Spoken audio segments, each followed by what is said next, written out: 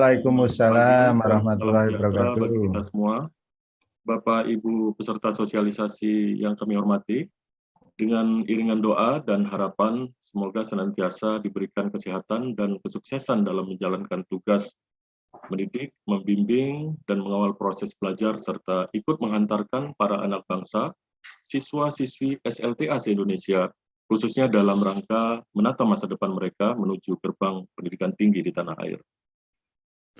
Bapak Ibu yang kami hormati, kegiatan atau acara sosialisasi ini juga bisa disaksikan melalui akun media sosial resmi LTMPT untuk di Instagram dengan alamat akun LTMPT Official Centang Biru, kemudian di Facebook Lembaga Tes Masuk Perguruan Tinggi Centang Biru juga, kemudian di Twitter dengan alamat akun LTMPT Official, dan tayangan video lengkap dalam bentuk klip streaming atau siaran langsung juga bisa diikuti di kanal YouTube kami dengan alamat akun LTMPT Official. Bapak Ibu sekalian yang saya hormati, penerimaan mahasiswa baru atau PMB Perguruan Tinggi Negeri tahun 2022 atau pelaksanaan seleksi masuk perguruan tinggi yang akan diikuti oleh para siswa-siswi lulusan SLTA sederajat di tahun 2022 ini sudah berada di hadapan kita. Sebagaimana jadwal yang sudah diterbitkan oleh Lembaga Tes Masuk Perguruan Tinggi atau LTMPT, bahwa tahapan seleksi nasional masuk perguruan tinggi negeri atau SNMPTN tahun 2022 itu akan diawali dari pembuatan akun LTMPT pada 4 Januari sampai dengan 15 Februari 2022, kemudian penetapan siswa eligible pada 4 Januari sampai dengan 8 Februari 2022, pengisian PDSS 8 Januari sampai dengan 8 Februari 2022, selanjutnya pendaftaran SNMPTN pada 14 sampai dengan 28 Februari 2022, dan pengumuman SNMPTN dijadwalkan pada 29 Maret 2022. Bapak Ibu yang saya hormati, beberapa tahapan kegiatan yang disebutkan tadi sebelumnya sudah ada beberapa kegiatan yang dilakukan oleh sekolah Bapak Ibu sekalian.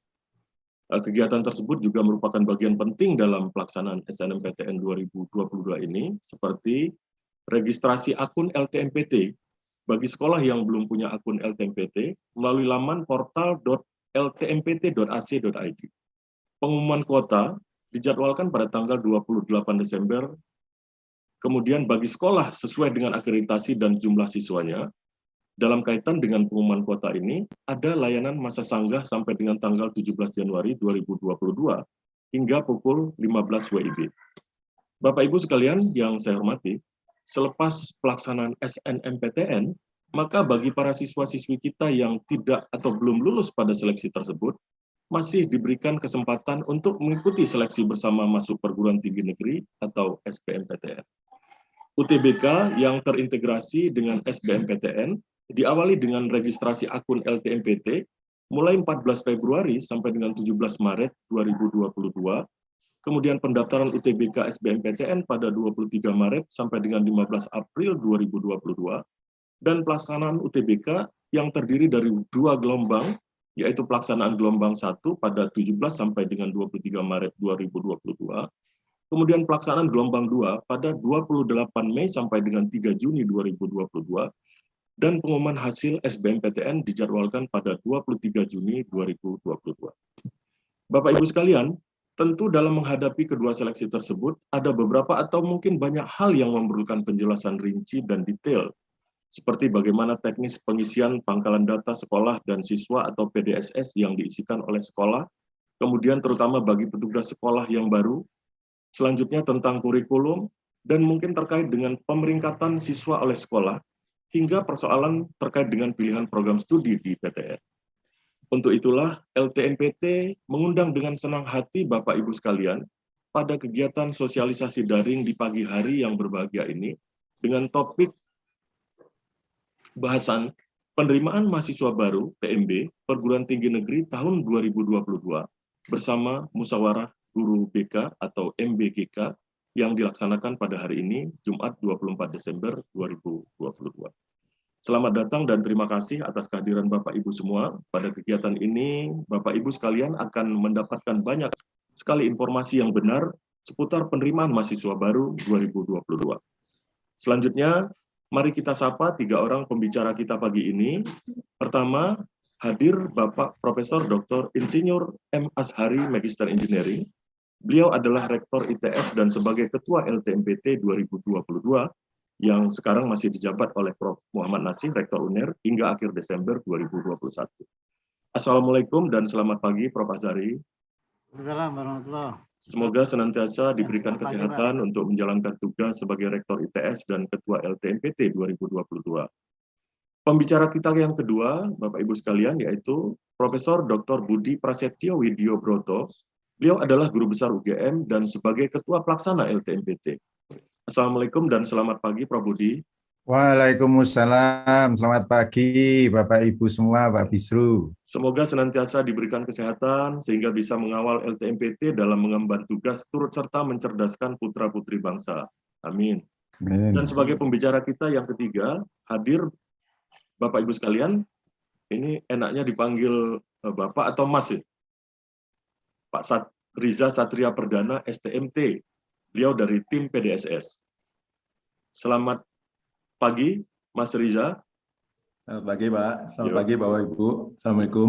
Waalaikumsalam warahmatullahi wabarakatuh. Dan saya Bisro Hafi sebagai Wakil Koordinator Humas LTMPT, juga selaku moderator yang akan memandu acara kegiatan kita pada pagi hari ini. Bapak Ibu sekalian, berikut ini ketiga pembicara kita secara berurutan akan menyampaikan sambutan dan paparan. Selepas itu akan disediakan waktu bagi Bapak Ibu semua untuk menyampaikan pertanyaan. Pertanyaan bisa disampaikan secara langsung dengan cara raise hand atau melalui ruang chat yang ada. Selanjutnya kepada Prof. Ashari, monggo Pak, waktu disediakan untuk menyampaikan sambutan pembukaan acara, dan mungkin ada arahan yang akan disampaikan kepada Bapak Ibu Musyawarah Guru BK atau MBGK yang sudah berkenan hadir bersama kita di pagi hari ini. Monggo, silakan Prof. Terima kasih Pak Bisru. Assalamualaikum warahmatullahi wabarakatuh. Waalaikumsalam warahmatullahi Selamat wabarakatuh. pagi, salam sejahtera, salam sehat semuanya. Alhamdulillah sehat Prof. Yang saya hormati Prof. Budi, yang saya hormati jajaran atau tim pelaksana LTMPT, Pak Riza, Bu Latifa, Bu Is, Pak Bekti, dan seluruh semuanya yang hadir, serta yang kami hormati seluruh Bapak Ibu BK, Bapak Ibu Guru BK yang pagi hari ini Alhamdulillah hadir semuanya. Ini tempatnya sampai tidak cukup ini di Zoom. Ya Prof, sekitar 350 orang Prof. Sekarang mungkin sudah mulai ada yang berpindah ke YouTube atau ke IG ya. Terima kasih Ibu Bapak sekalian yang sudah hadir. Alhamdulillah. Jadi sekarang diinformasikan bahwa LTMPT ini adalah lembaga yang memfasilitasi para rektor perguruan tinggi negeri untuk melakukan seleksi masuk. Ada dua, ya. Saya rasa Ibu Bapak sekalian, khususnya Bapak Ibu Guru BK, kegiatan seleksi penerimaan masa baru ini adalah seperti hal yang rutin untuk Bapak Ibu semuanya ya. Nah, setiap tahun juga ada. Tapi ini adalah satu momen yang sangat berharga bagi anak-anak kita. Juga bagi bangsa ini Ibu Bapak sekalian, karena seleksi ini adalah memilih calon-calon pemimpin bangsa, calon-calon apa ini namanya yang nanti akan memegang bangsa ini. Melalui pendidikan ini kita semua tahu bahwa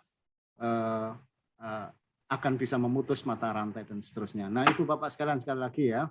Jadi mohon kegiatan yang rutin, serasa rutin bagi Bapak Ibu, bagi kami juga di perguruan tinggi adalah sesuatu hal yang sangat istimewa buat anak-anak kita. Sehingga kami berharap mari kita bekerja bersama-sama untuk melaksanakan tugas negara ini sehingga nanti insya Allah mudah-mudahan bisa terpilih anak-anak yang terbaik untuk masuk perguruan tinggi, untuk kuliah, untuk menjadi penerus pemimpin bangsa ini. Nah, Ibu Bapak sekalian ya, itu yang kami harapkan. Jadi LTMPT juga selalu setiap kali itu berbenah diri untuk memperbaiki apa saja yang bisa kita perbaiki untuk pelaksanaan berikutnya. Nah, itu harapan saya kepada Bapak Ibu semuanya. Ayo kita bekerja bersama-sama dengan baik. Kemudian tentang pelaksanaan nanti Prof. Budi akan memberikan paparan yang lebih rinci, namun secara garis besar SNMPTN maupun SBMPTN untuk tahun ini tidak banyak berbeda. Ya, ada sedikit penyesuaian-penyesuaian, namun tidak banyak berbeda. Nanti Prof. Budi monggo untuk melanjutkan. Kemudian satu lagi, Ibu Bapak sekalian, jadi kita akan segera memulai ya di akhir tahun ini. Tahun depan awal Januari itu kita sudah akan memulai untuk pengisian PDS dan seterusnya. Nah itu monggo kalau ada hal-hal yang sekiranya perlu ditanyakan lebih detail secara teknis, monggo nanti di acara ini hari ini mudah-mudahan semuanya menjadi clear, semuanya bisa bisa dilaksanakan dengan baik sesuai dengan jadwal kita. Settingnya kita masih pandemi ya, masih belum tuntas sama sekali sehingga masih menggunakan model setting tahun 2021. Kami mengucapkan terima kasih Bapak Ibu semuanya, Bapak Ibu guru BK, terima kasih juga kepada Prof. Nasik ya, LTMPT saat ini masih existing, bekerja sampai dengan 31 Desember. Kemudian kami juga menyampaikan terima kasih kepada mitra-mitra LTMPT yang sudah membantu kita, Ibu Bapak sekalian. Kita sangat dibantu oleh Telkom ya, karena menyangkut bandwidth dan seterusnya. Terima kasih kepada mitra bank, jadi Bank Mandiri, Bank BNI, Bank BRI maupun Bank BTN yang ya mensupport kegiatan kita ini. Mudah-mudahan apa yang kita lakukan 2022 ini nanti akan lancar, aman dan barokah. Anak-anak kita terpilih yang terbaik dan bisa mencapai cita-citanya seperti yang diinginkan. Terima kasih. Dari kami, saya serahkan lagi ke Pak Bisru. Terima kasih Bapak-Ibu sekalian. Assalamualaikum warahmatullahi wabarakatuh. Waalaikumsalam warahmatullahi wabarakatuh. Terima kasih Prof. Azhari selaku Ketua LTMPT 2022 dan Rektor ITS atas sambutan pembukaan acara dan atas arahan yang sudah disampaikan tadi. Semoga menjadi informasi penting bagi kita semua Bapak Ibu dan juga menjadi inspirasi serta motivasi bagi kita sekalian dalam mempersiapkan generasi bangsa menuju gerbang pendidikan tinggi melalui seleksi SNMPTN ataupun UTBK SBMPTN tahun 2022. Sekali lagi terima kasih Prof. Azhari. Bapak Ibu sekalian yang saya hormati, selanjutnya mari kita cermati paparan yang akan disampaikan oleh Profesor Budi selaku Ketua Pelaksana LTMPT. Beliau akan menyampaikan beberapa informasi yang benar seputar penerimaan mahasiswa baru PMB Perguruan Tinggi Negeri, khususnya menyangkut tentang SNMPTN dan UTBK SBMPTN tahun 2022. Kepada Prof. Budi, monggo Prof, waktu disediakan. Baik, terima kasih Pak Bisru. Cek suara dulu apakah sudah terdengar dengan baik Pak Bisru? Jelas sekali Prof, Alhamdulillah jelas sekali, terang. Ya. Oke, kemudian saya izin share screen, sudah terlihat ya. Baik, saya mulai, mohon izin. Bismillahirrahmanirrahim. Assalamualaikum warahmatullahi wabarakatuh. Waalaikumsalam warahmatullahi wabarakatuh. Selamat pagi dan salam sejahtera untuk kita semua. Yang sangat saya hormati Prof. Azhari, teman-teman semua, ada Pak Bekti, Bu Is, Mas Riza, dan Pak Bisru, dan tidak kalah penting dan ini sekali lagi yang sangat membantu bekerja bersama dengan LTMPT itu adalah teman-teman Bapak Ibu guru BK. Tadi Prof. Azhari sudah menyampaikan bahwa insya Allah tahun 2022 PMB perguruan tinggi ini negeri ini aman, lancar, dan kita peroleh siswa-siswa yang terbaik. Nah, itu tidak terlepas dari peran dari Bapak Ibu guru BK, karena sekali lagi kami itu sifatnya memfasilitasi, tetapi yang bekerja termasuk kita memberi kepercayaan kepada sekolah-sekolah, dan sekolah itu biasanya yang diandalkan adalah Bapak Ibu guru BK.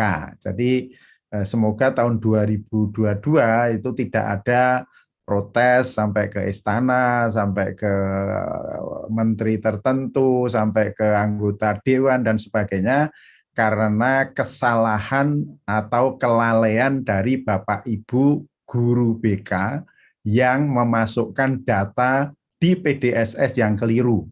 Ya, itu saya ingatkan sekali lagi.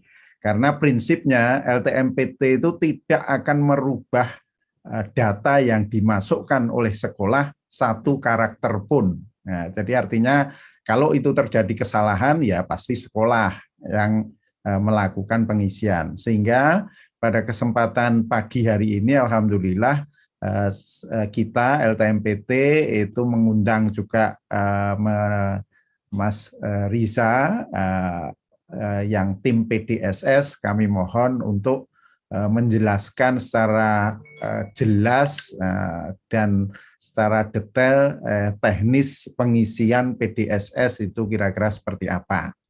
Baik, Ibu Bapak yang saya hormati, saya akan mencoba secara cepat dan mengambil hal-hal yang penting karena ini saya punya teman Mas Riza yang nanti kaitannya dengan pengisian PDSS.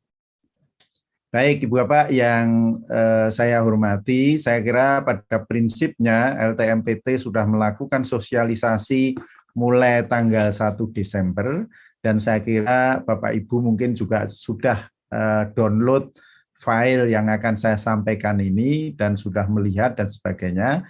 Yang intinya sekali lagi kami hanya menekankan hal-hal yang mungkin Bapak Ibu selalu bertanya atau banyak pertanyaan terkait dengan hal-hal tertentu. Baik, Ibu Bapak yang saya hormati, kalau kita bicara seleksi masuk perguruan tinggi negeri tahun 2022 itu sekali lagi tidak terlepas dari namanya lembaga tes masuk perguruan tinggi. Nah, sekali lagi bahwa kita bicara seleksi masuk perguruan tinggi dan itu diamanahkan di LTMPT oleh para rektor untuk menyelenggarakan tes ya, yang harapannya itu sekali lagi lembaganya tetap kredibel, proporsional, efisien, dan efektif, kira-kira gambarannya itu. Dan yang penting lagi, muaranya itu adalah bagaimana kita bisa membantu para rektor itu mendapatkan mahasiswa baru tahun berjalan itu yang unggul, artinya yang terbaik dari adik-adik yang kelas 12 atau adik-adik yang ingin mengulang yang lulus 2 tahun terakhir. Saya kira itu.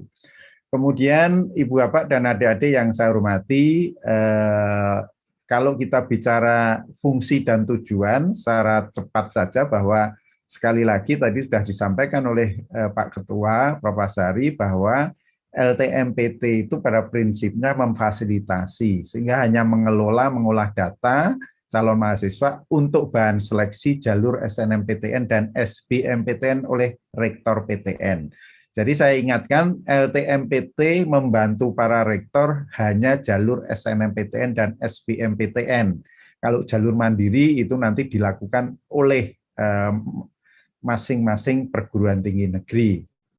Nah, kami juga akan menyampaikan hasil UTBK itu, baik itu kepada siswa yang mengikuti UTBK atau dan juga ke PTN tujuan untuk proses seleksi dengan sudah diolah kemudian tinggal dipilih oleh para rektor atau direktur. Nah, perlu kami sampaikan LTMPT tahun 2022 itu membantu pengelolaan data termasuk pelaksanaan tes dan sebagainya sebanyak 126 perguruan tinggi negeri, baik itu yang di bawah Kementerian Agama ada 11 PTKIN, kemudian ada 39 satu tidak ikut yang politeknik, kemudian yang lain adalah institut dan universitas. Baik, saya kira gitu. Jadi intinya kami membantu untuk mendapatkan mahasiswa, baik itu jalur SNMPTN maupun jalur SBMPTN yang diprediksi mampu menyelesaikan studi di perguruan tinggi dengan prestasi bagus. Kira-kira seperti itu. Baik, Ibu Bapak yang saya hormati, kalau kita bicara jalur dan kuota, itu sekali lagi tahun 2022 seperti yang disampaikan oleh Pak Ketua tadi, bahwa prinsip tidak banyak berubah. Jadi kalau kita bicara jalur, ada SNMPTN, SBMPTN, dan jalur mandiri dengan proporsi sekali lagi sama seperti tahun 2021. Jadi SN-nya 20%, SB 40%, kemudian mandirinya 30%. Kecuali di Permendikbud nomor 6 tahun 2020 itu, khusus untuk PTN-BH, PTN berbadan hukum, itu ada diskresi SBMPTN minimal 30% dan mandirinya itu maksimal 50%. Artinya bisa sampai separuh kalau diinginkan oleh rektor PTN-BH. Oke, Ibu Bapak yang saya hormati. Nah, tadi sudah sedikit disinggung oleh Pak Bisru, moderator, bahwa intinya kami LTMPT dalam rangka juga memfasilitasi, memberi kemudahan kepada sekolah itu masih menerapkan single sign-on kebijakan kita, sehingga sekolah yang akan mengisi PDSS, kemudian siswa yang eligible yang akan mendaftar SNMPTN, dan adik-adik yang akan mendaftar UTBK SBMPTN itu harus memiliki akun LTMPT. Sehingga di sini sekali lagi dengan akun LTMPT ini sekolah kita beri kemudahan bahwa mereka-mereka atau sekolah-sekolah yang sudah memiliki akun LTMPT tahun kemarin atau tahun sebelumnya dan sebagainya tidak perlu membuat akun LTMPT lagi, gunakan akun yang lalu, ya. Kecuali kalau mungkin IT-nya pindah atau meninggal atau pensiun dan tidak diberikan username password, ya silahkan untuk membuat kembali, artinya membuat akun baru. Kemudian adik-adik yang kelas 12 ya itu silahkan, baik yang akan mendaftar SNMPTN artinya eligible SNMPTN maupun yang UTBK itu pada prinsipnya semua harus membuat akun LTMPT. Silahkan. Itu nanti tanggalnya dari tanggal 4 sampai 15. Kemudian ini yang sering ada kebijakan baru yang sekali lagi teman-teman banyak pertanyaan. Jadi khusus adik-adik yang sudah lulus di tahun 2021 dan 2020 masih diizinkan untuk mendaftar UTBK, tetapi kami mohon dengan sangat semua saja itu harus membuat akun LTMPT baru. Jadi sekali lagi membuat akun LTMPT baru. Nah, ini masih banyak masyarakat yang belum paham itu. Nah, pembuatannya itu di tanggal 14 Februari sampai 17 Maret. Oke, Ibu Bapak yang saya hormati, kaitannya dengan PDSS dan SNMPTN ini nanti saya kira Mas Riza akan menyampaikan lebih detail, utamanya apa itu PDSS dan sebagainya. Saya agak sedikit cepat saja di sini.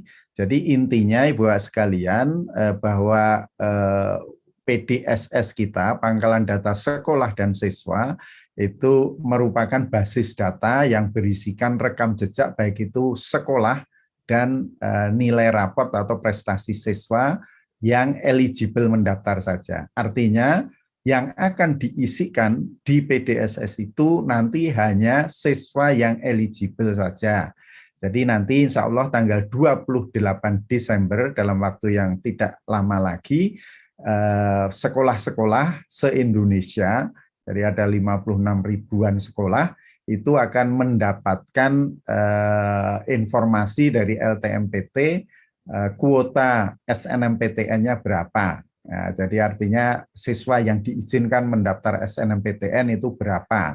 Nah, nanti masalah itu basisnya akreditasi, kemudian setelah itu sekolahlah yang berhak untuk menentukan siapa saja yang eligible untuk mendaftar SNMPTN. Tapi nanti kita guide agar tidak di lapangan berbeda-beda dan menimbulkan masalah di kemudian hari. Oke, yang penting PDSS ini saya tekankan sekali lagi bahwa pengisian PDSS dilakukan oleh sekolah dan kebenaran data yang diisikan menjadi tanggung jawab kepala sekolah. Jadi sekali lagi, mau benar atau tidak, kemudian itu yang kita terima, dan kami mohon maaf sekali lagi, karena mohon maaf ada beberapa sekolah yang tanda petik memanfaatkan kadang-kadang, sehingga kalau sudah final ya sudah selesai, tidak boleh mengubah-ubah lagi, oh ini keliru Pak, yang kita masukkan datanya dan sebagainya, itu tolong betul-betul dibicarakan entah dengan Pak Wali, orang tua atau apa, final baru masuk ke PDSS. Oke, baik Ibu Bapak dan teman-teman semuanya, jadi intinya sekali lagi kalau kita bicara SNMPTN tahun 2022, itu masih sama dengan tahun 2021, prasyarat sekolah ya sama, jadi yang punya NPSN dan sebagainya nanti Pak Riza akan menyampaikan bagaimana kalau tidak atau NPSN-nya nggak kelihatan atau apa, nanti itu Mas Riza. Tapi intinya ketentuan akreditasi masih sama, yang A 40% paralel ya, jadi misalkan kelas IPA ada 4 masing-masing 25, 100 ya, akreditasinya A ya berarti 40 orang yang eligible, kira-kira seperti itu ya. Oke. Dan kami ingatkan sekali lagi bahwa yang diisikan di PDSS itu hanya yang eligible saja. Nah, setelah itu ya adik-adik yang sudah punya datanya ada di PDSS, nah adik-adik mendaftar, persyaratannya apa?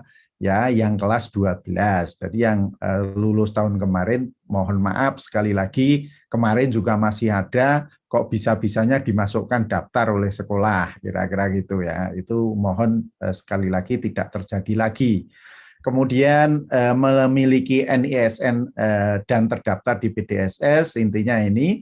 Kemudian yang adik-adik memilih program studi seni dan keolahragaan itu harus mengunggah portofolio, artinya membuat dulu, termasuk bagaimana membuat portofolio itu sudah ada pedomannya, kemudian setelah itu selesai diupload.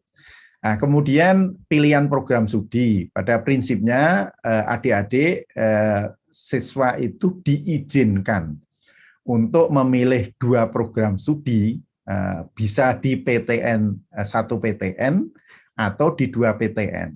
Kalau memilih program studinya itu di 2 PTN, ya, maka salah satu harus berada di PTN pada provinsi yang sama dengan SLTA-nya. Jadi misalkan saja SMA-nya di Makassar, nah, itu kalau dua-duanya di Jawa, milih misalkan UI, UGM itu nggak diizinkan, ya. Salah satunya harus entah itu Unhas atau apa namanya Negeri Makassar, kira-kira seperti itu. Jadi itu. Kemudian yang terakhir yang di pilihan program studi ini disarankan tidak lintas minat. Artinya tidak ada kata dilarang, tapi disarankan tidak lintas minat. Jadi sekali lagi ini silahkan saja kebijakan di sekolah-sekolah seperti apa monggo, tetapi kami sekali lagi tidak melarang, tapi sarannya itu kalau bisa ya janganlah, kasihan teman-teman entah IPS bahasa yang tanda petik mungkin direbut oleh anak-anak IPA, kemudian juga selain itu mohon maaf anak IPS kalau bisa jangan mengambil jurusan IPA, itu yang tingkat kegagalannya kemungkinan jadi tinggi. Oke, saya kira ini nanti tahapan pendaftaran SNMPTN nanti Mas Riza akan menyampaikan ya, saya lewati saja. Tapi intinya kuncinya satu, mohon maaf adik-adik yang sudah diterima di jalur SNMPTN tidak diizinkan mendaftar UTBK SBMPTN. Nah, ini jadi perhatian. Termasuk ini mohon maaf pertanyaan yang muncul itu lah, kalau misalkan pemeringkatan itu urutannya 40% itu yang paling bawah itu bagaimana, kan kalau mencari perguruan tinggi yang favorit dan sebagainya kemungkinan besar nggak diterima. Nah, apakah diizinkan mendaftar lebih dulu? Prinsipnya begini Bapak sekalian, pendaftaran SNMPTN bagi adik-adik yang mendaftar SNMPTN, artinya eligible mendaftar SNMPTN, itu kalau nanti mendaftar UTBK itu tolong menunggu pengumuman. Jadi pengumuman kan tanggal 29 Maret, mulai pendaftaran UTBK tanggal 23 Maret.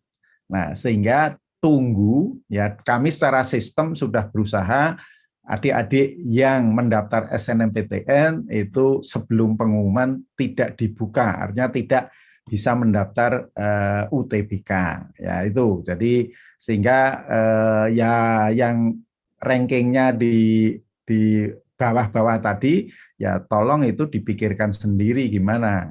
Kalau mau diterima kan strateginya ya di prodi mungkin yang tidak disenangi dan sebagainya. Oke. Baik, itu guru BK, Bapak Ibu semuanya, saya kira itu yang akan mendampingi putra-putri Bapak Ibu di SLTA. Baik, ini gambaran saja Ibu sekalian. Jadi agar sekali lagi tidak banyak masalah di lapangan, itu LTMPT memberi guidance, kira-kira ketentuan pemeringkatan siswa oleh sekolah itu seperti apa.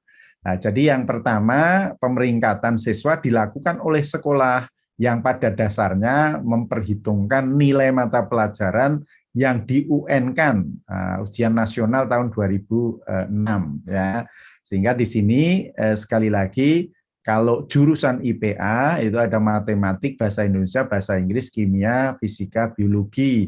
IPS ada matematika, bahasa Indonesia, bahasa Inggris, sosiologi, ekonomi dan geografi, dan selanjutnya untuk bahasa dan SMK.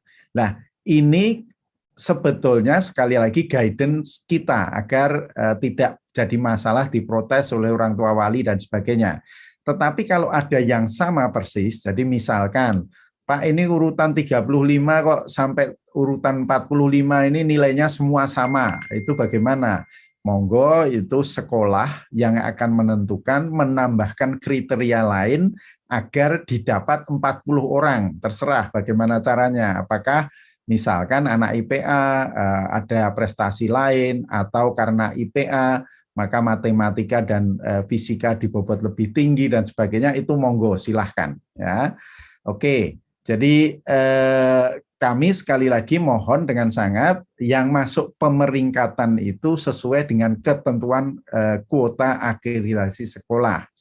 Nah, ini mumpung nanti biar nggak ada ya pertanyaan lagi. Kalau misalkan jatahnya 40, ternyata urutan 1 sampai 40 itu ada yang tidak akan mendaftar SNMPTN, misalkan ada 5 orang, itu apakah boleh memasukkan urutan berikutnya? Boleh, silahkan.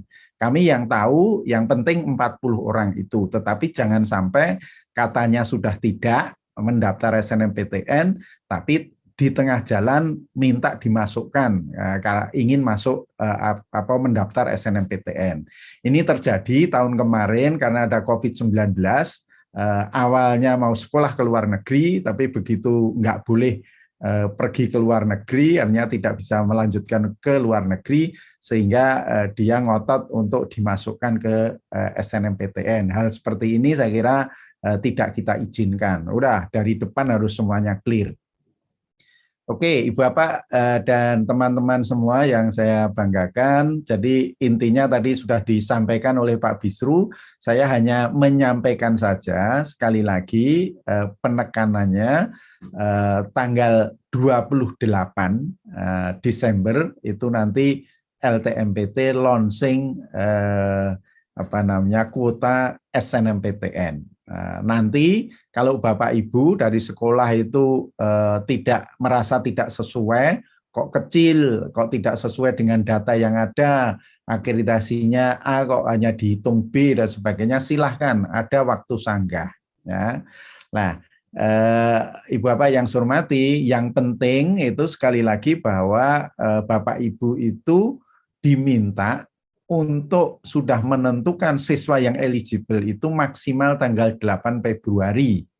Sehingga tanggal 8 ini termasuk Januari sampai 8 Februari Bapak Ibu sudah mengisi PDSS siapa saja yang eligible. Kemudian tanggal 14-nya ya sampai 28 adik-adik yang eligible ini mendaftar SNMPTN ya syaratnya sudah punya akun tadi. Kemudian tanggal 29 Maret itu diumumkan hasil dari SNMPTN. Jadi kalau adik-adik yang sudah diterima nanti di jalur SNMPTN tanggal 29 Maret itu sudah tahu persis akan kuliah di mana, program studi apa, kira-kira seperti itu. Baik, Ibu Bapak yang saya hormati, itu tadi kaitannya dengan SNMPTN. Nanti Mas Riza akan menyampaikan sampai ke teknis pengisian dan sebagainya.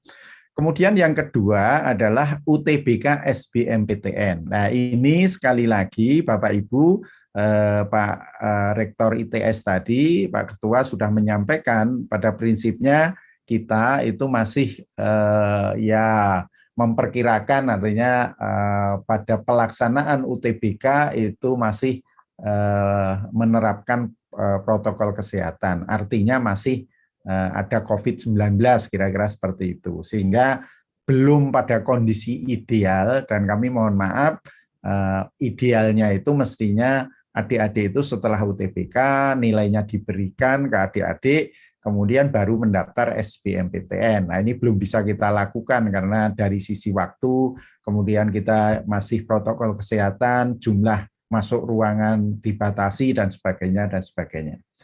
Oke. Ibu, Bapak, dan adik-adik semuanya, jadi kalau kita bicara UTBK tahun 2022, itu ada sedikit perubahan, ya materi tes, ya contoh.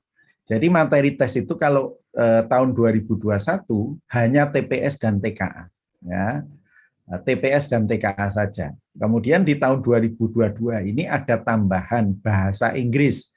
Jadi nanti di sertifikatnya adik-adik itu, ya itu ada TPS nilainya berapa, subtes ada 4 subtes masing-masing berapa, TKA entah Saintek atau Sosu masing-masing 4 subtes nilainya berapa, kemudian nanti paling bawah itu nilai bahasa Inggris. Nah itu kira-kira seperti itu. Sehingga sekali lagi ini mungkin yang perlu dipersiapkan dengan baik oleh Bapak Ibu guru BK untuk adik-adik biar lebih tenang dan sebagainya. Nah, kemudian yang intinya Ibu Bapak yang saya hormati pelaksanaan tes 2 gelombang tadi sampaikan Pak Bisru ya. Yang penting lagi di sini adalah bahwa adik-adik itu hanya diizinkan mengikuti 1 kali tes, ya, tidak boleh 2 kali. Kemudian yang juga penting bahwa hasil tes tahun 2022 itu hanya bisa dipakai untuk masuk mendaftar di tahun 2022. Ya, kemudian satu lagi kami mohon maaf ini teman-teman wartawan media yang agak protes gitu ya. Karena kita juga diprotes setiap peserta akan diberikan hasil tes secara individu, artinya tidak diumumkan secara massal di koran atau apa, tapi diakses oleh masing-masing adik-adik secara individu. Baik, Bapak Ibu yang saya hormati, kalau UTBK SBMPTN itu intinya persyaratannya Pertama memiliki akun LTMPT, kemudian yang kita izinkan mengikuti UTBK adalah adik-adik yang masih duduk di kelas 12, yang belum diterima di jalur SNMPTN, kemudian lulusan 2 tahun terakhir, tahun 2020 dan 2021. Dan juga untuk teman-teman yang mengambil paket C, baik itu yang lulus di 2012 maupun 2 tahun terakhir 2020-2021 itu per 1 Juli tahun 2022 umurnya 25 tahun. Saya kira itu. Nah, kemudian tesnya, materi tesnya saya kira adik-adik tadi sudah saya sampaikan. Intinya kalau mengambil Saintek ya berarti ada TPS bahasa Inggris, TKA Saintek. Kalau Sosum berarti TKA-nya Sosum. Kalau campuran berarti harus mengambil dua-duanya, TKA Saintek dan TKA Sosum, kira-kira begitu. Dan mohon maaf juga ini UTBK ini berbayar, artinya kita tarik adik-adik harus membayar sejumlah tertentu, tapi tidak naik, sudah mulai tahun 2008 nggak naik ya. Oke. Nah, ini kira-kira gambarannya kalau materi tesnya. Jadi TPS tadi sudah saya sampaikan ada 4 subtes, TKA, Saintek atau Sosum sama ada 4 subtes, kemudian ada tes bahasa Inggris. Karena mengapa ini dilakukan? Karena Bapak Rektor itu sudah meyakini dan sudah ada kajian yang menunjukkan ternyata bahasa Inggris ini sangat berperan mendukung proses pembelajaran di perguruan tinggi. Sangat penting, kira-kira seperti itu. Oke, Ibu, Bapak, dan adik-adik yang saya hormati, jadi saya kira ini sudah saya sampaikan tadi, hanya waktunya, ya sekali lagi kalau mengikuti kelompok ujian Saintek, waktunya waktu tesnya 195 menit. Kemudian kalau Sosum itu 195 menit. Kemudian kalau campuran itu 285 menit. Nah, bahasa Inggris itu di mana? Bahasa Inggris itu satu kesatuan menjadi waktunya dengan TPS. Jadi seperti tahun kemarin, kalau tahun kemarin 2021 dan sebelumnya itu materi tes TPS itu subtesnya pemahaman membaca dan menulis itu ada yang berbahasa Inggris tapi tidak dinilai tersendiri. Nah, sekarang ini ada tes bahasa Inggris tersendiri. Oke, Ibu Bapak yang saya hormati, jadi saya kira intinya kalau pendaftaran UTBK SBMPTN ini ada 7 langkah gitu ya. Tadi sudah saya sampaikan mulai dari registrasi akun, login, memilih menu verifikasi validasi karena datanya adik-adik itu pendaftar itu sudah kita ambil dari Pusdatin, kemudian tinggal mengisikan tambahan yang dibutuhkan atau koreksi kalau ada salah. Kemudian memilih pendaftaran UTBK, kemudian membayar ke bank, kemudian masuk login lagi, kemudian sampai ke print out tahu bahwa akan tes tanggal berapa, hari apa, sesi apa, di mana pusat UTBK-nya. Itu. Kami mohon dengan sangat pada waktu tes UTBK ini, bagi adik-adik yang sudah lulus di 2020-2021 pasti sudah mempunyai ijazah. Jadi pada waktu tes silahkan dibawa, wajib. Ya. Untuk adik-adik yang belum artinya kelas 12, itu silahkan kami mohon dengan sangat dibantu oleh sekolah membawa surat keterangan identitas pelajar dari sekolah. Paling tidak itu jati diri yang namanya sama dengan di kartu pendaftaran biar nggak masalah gitu ya. Kemudian foto berwarna, kemudian ditandatangani oleh kepala sekolah dan dicap, kira-kira seperti itu. Jadi kira-kira itu Ibu sekalian, saya tekankan sekali lagi, adik-adik yang sudah diterima di jalur SNMPTN itu sudah tidak diizinkan secara sistem, ditolak untuk mendaftar UTBK SBMPTN. Sehingga kalau senangnya hanya satu, ya pilih aja satu program studi, nggak perlu 2 dan sebagainya. Oke, Ibu Bapak yang saya hormati, kalau kita bicara di mana saja UTBK dilaksanakan, itu masih sama dengan tahun 2021, dari Sabang sampai Merauke ada 74 pusat UTBK PTN. Jadi sekali lagi kami menghimbau, mengharap adik-adik ya nanti diarahkan oleh Bapak Ibu guru BK, karena kemungkinan masih ada masa pandemi COVID-19, sehingga tesnya itu tolong yang terdekat saja lah, pusat UTBK terdekat. Kalau di Makassar ya Makassar, pilih yang mana, UNHAS dan sebagainya, tidak perlu berpindah lokasi yang jauh. Jadi adik-adik ini kan biasanya sambil main gitu ya, dari bilang ke orang tuanya, kalau tesnya itu mendekati atau di tempat pusat UTBK perguruan tinggi tujuan, itu kemungkinan diterima akan lebih besar. Itu salah, nggak benar itu, hanya ingin main aja adik-adik itu. Jadi tes dimanapun itu sama kesempatannya. Jadi entah yang di Papua, di Makassar, di Palu dan sebagainya, mengambil entah itu ITS, UGM, UI, itu saya kira sama kesempatannya, nggak masalah.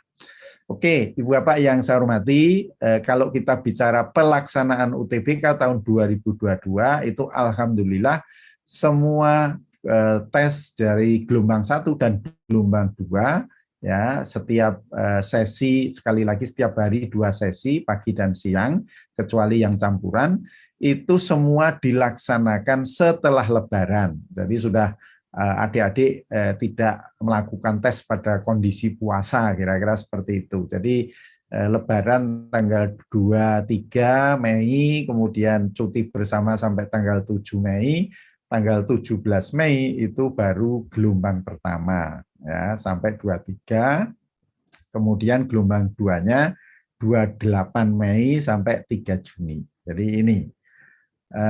Saya kira itu. Kemudian poin penting lagi di sini buat sekalian, peserta yang mengikuti UTBK ya itu sekali lagi 2 sesi per hari, bisa pagi siang, ini entah Sajentek atau Sosum.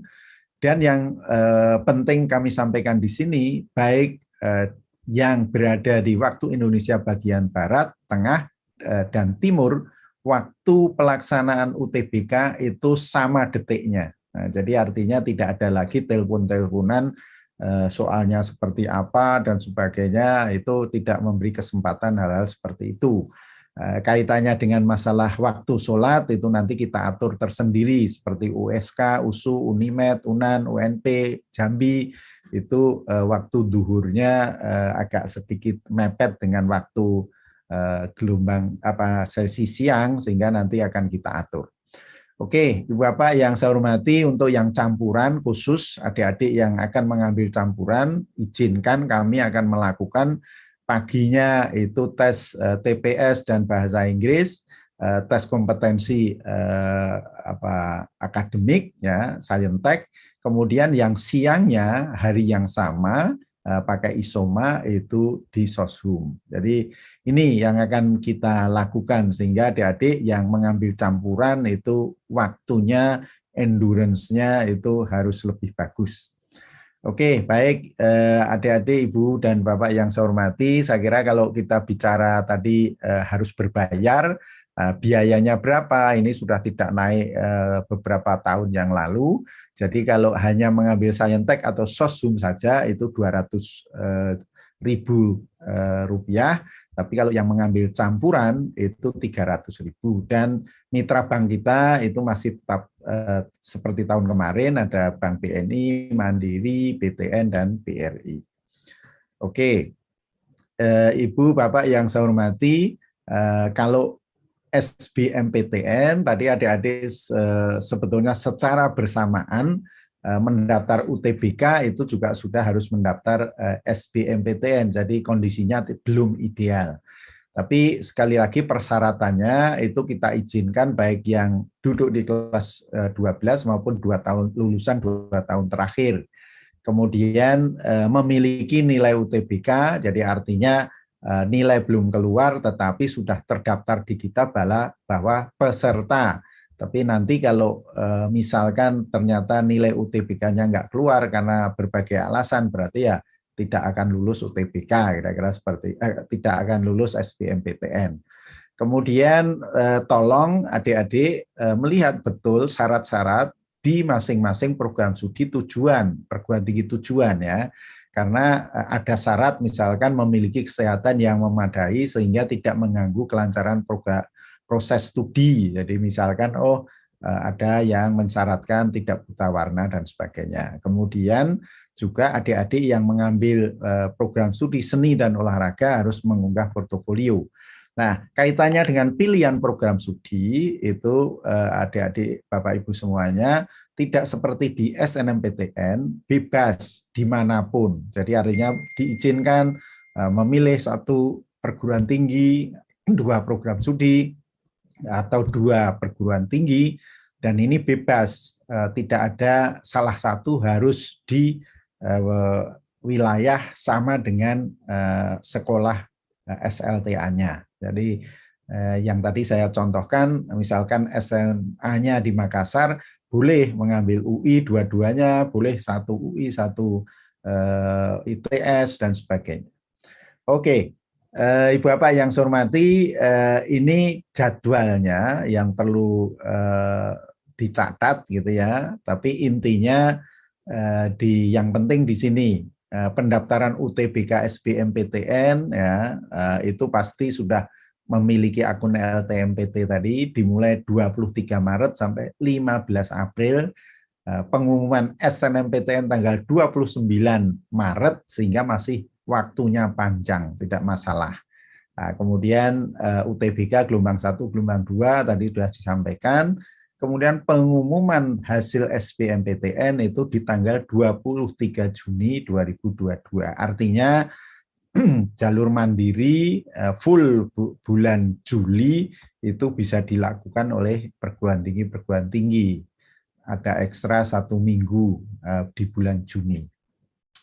Oke, Ibu Bapak yang saya hormati, ini titipan dari Kepala Puslabdik Pak Kahar. Intinya bahwa tahun 2022 beasiswa KIP kuliah itu masih ada. Kemudian yang penting bahwa KIP kuliah itu diurus bukan di LTMPT.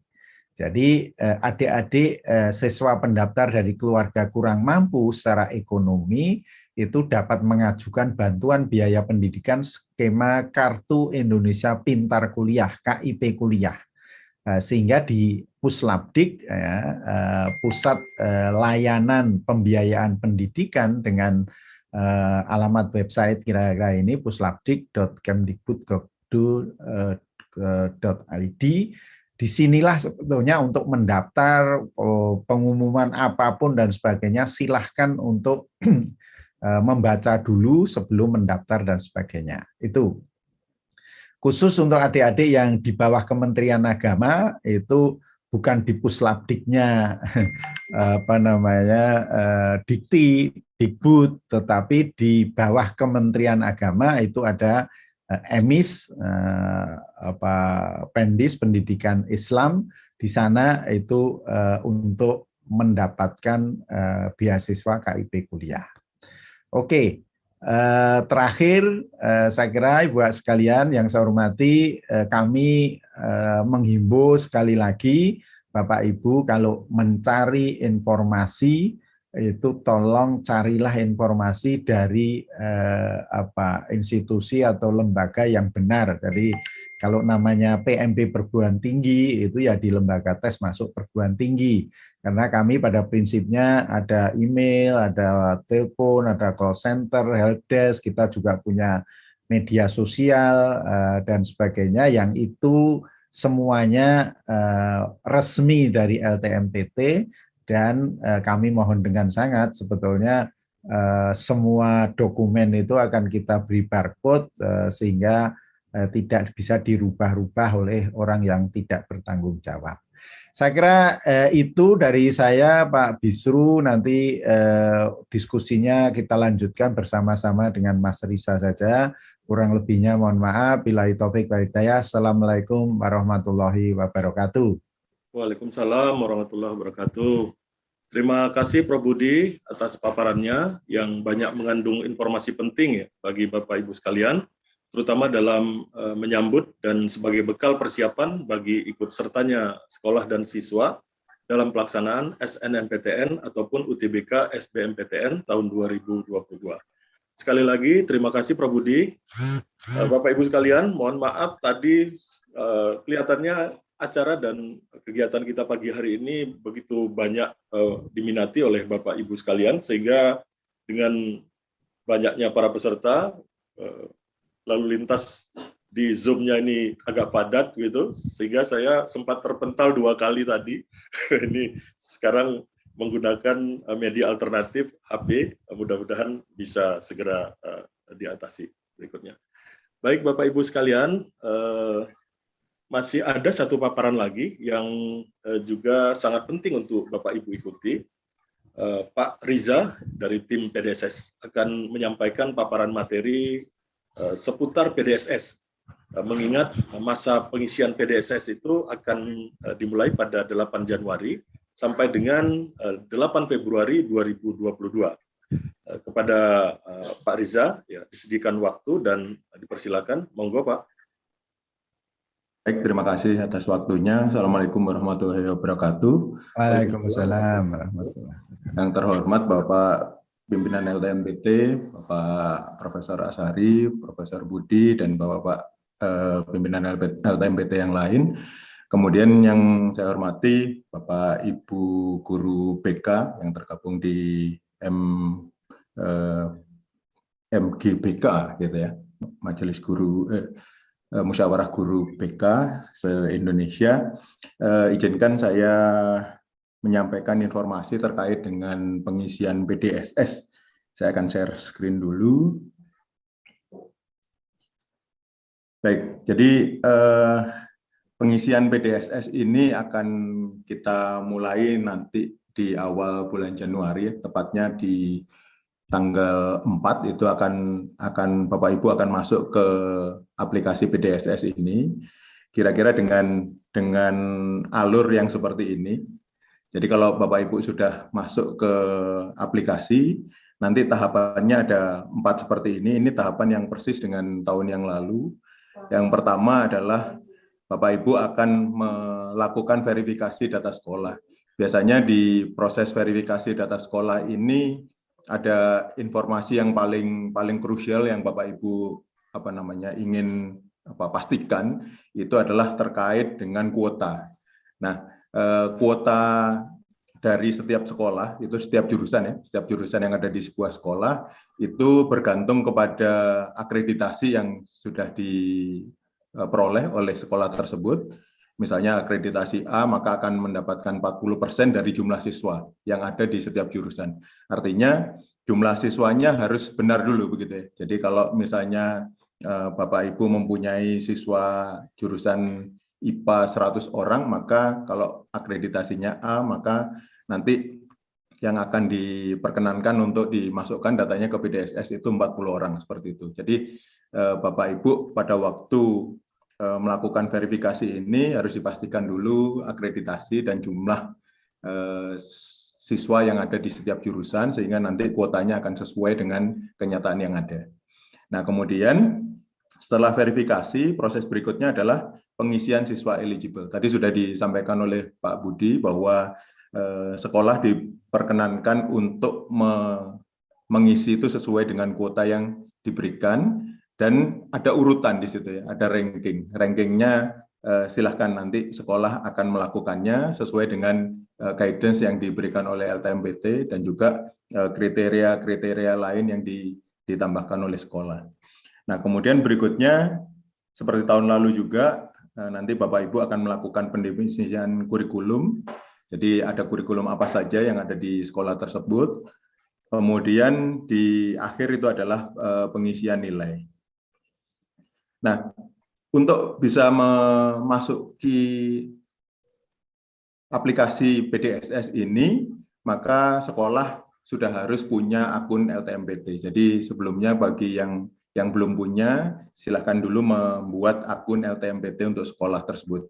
Kalau sudah punya dari akun yang tahun lalu, ini bisa langsung mengunjungi halaman ini di PDSS LPMPT ACID, dan nanti setelah login, kira-kira halamannya adalah seperti ini. Nah, ini mirip dengan yang tahun yang lalu, meskipun mungkin nanti ada sedikit perubahan-perubahan, penyesuaian gitu ya di tahun ini, namun perubahannya tidak signifikan.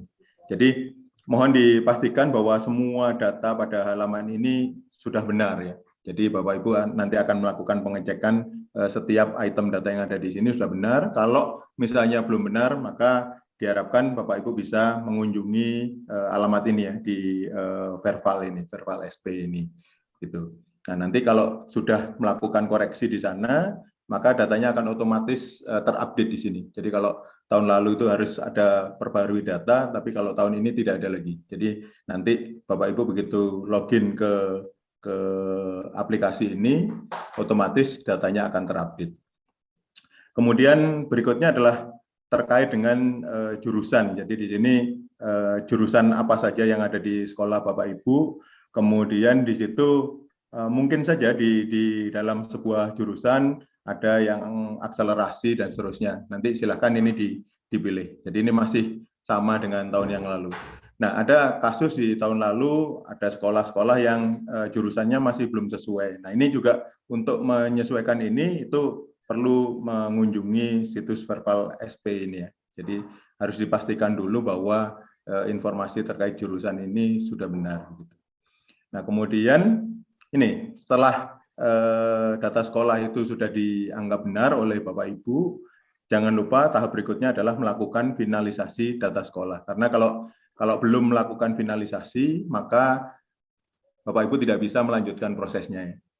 Nah, tapi di satu sisi yang lain, apabila Bapak Ibu sudah melakukan proses finalisasi ini, maka semua informasi yang tadi ada di depan, yang di halaman yang sebelumnya terkait dengan data sekolah, itu kami anggap sudah benar semua dan freeze ya, jadi tidak bisa diubah lagi. Nah, kemudian berikutnya adalah yang paling penting, ini adalah pengisian siswa eligible. Nah, untuk pengisian siswa eligible ini, Bapak Ibu bisa saja melakukan pengisiannya satu persatu, mungkin bagi sekolah yang jumlah siswa eligible-nya tidak besar, gitu ya, mungkin hanya beberapa puluh begitu, mungkin bisa dilakukan satu persatu. Namun, untuk sekolah-sekolah yang jumlah siswa eligible-nya banyak, gitu, ini akan lebih baik kalau menggunakan fasilitas upload saja, menggunakan format CSV. Nah, untuk melakukan upload CSV ini, jangan lupa Bapak Ibu mengunduh dulu template-nya. Di sini kami sudah sediakan template-nya, jadi nanti silakan ditambahkan, diedit di file tersebut, kemudian nanti di-upload ke sistem. Itu akan lebih memudahkan. Kemudian berikutnya, tahapnya adalah melakukan finalisasi data siswa. Jadi, yang tadi daftar siswa yang eligible itu nantinya kalau sudah dilakukan proses finalisasi ini sudah tidak bisa diubah lagi.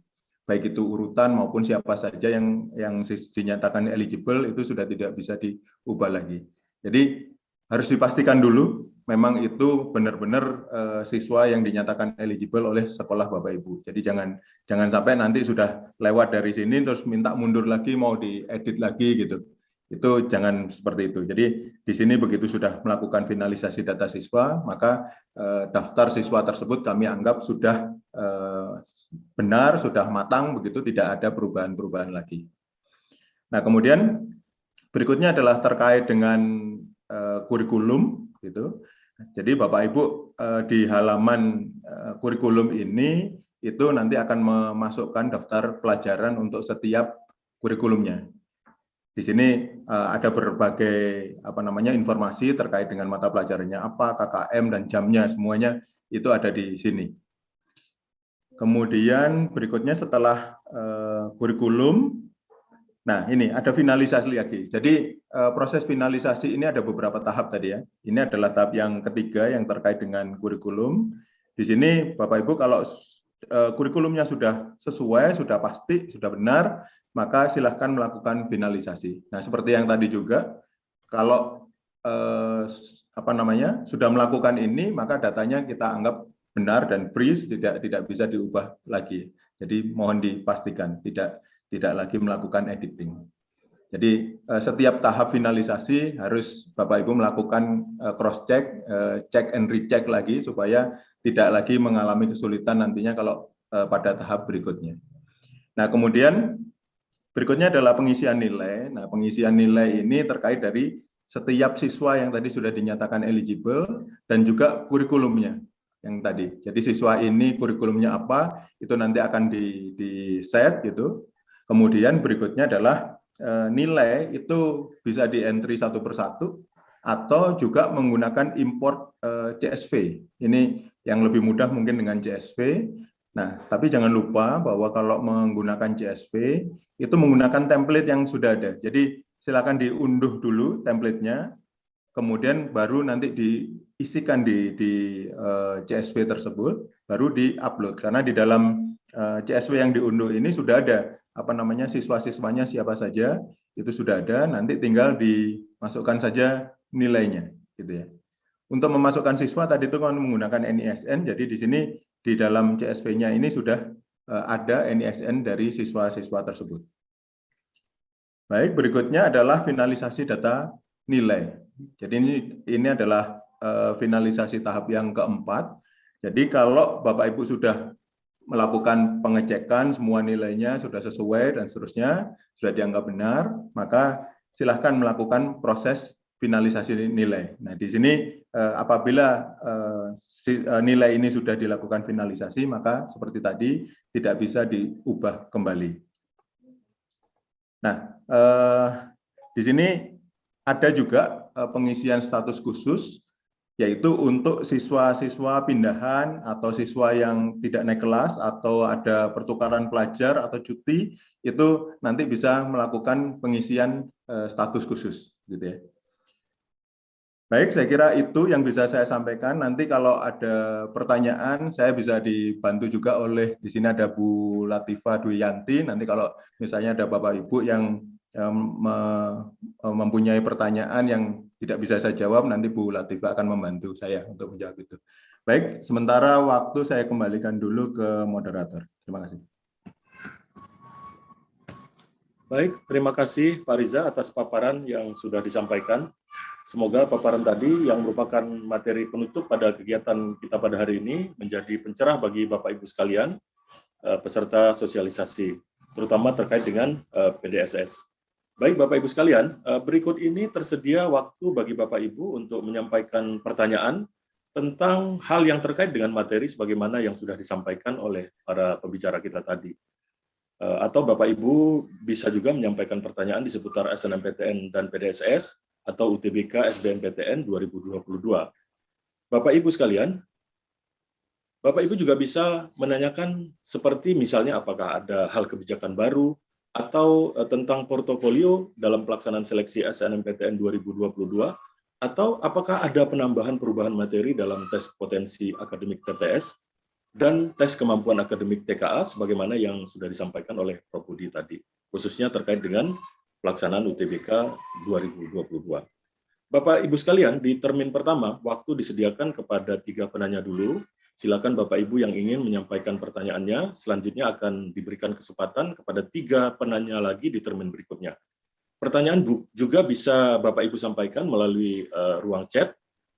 Tim kami akan mencatat pertanyaan Bapak Ibu untuk selanjutnya akan saya bacakan atau disampaikan kepada para pembicara kita. Dipersilakan kepada Bapak Ibu untuk 3 penanya pertama. Dari ini Pak Bisru, dari raise hand sudah banyak ini. Dari SMA Negeri 1 Bulu, silahkan. Baik, silakan Ibu. SMA Negeri 1 Bulu, di unmute. Ya, silakan Pak. Oh, gambarnya. Silakan Pak. Sudah pas, silakan. Suaranya tidak kedengaran di kami ya Pak? Tidak usah pakai background Pak.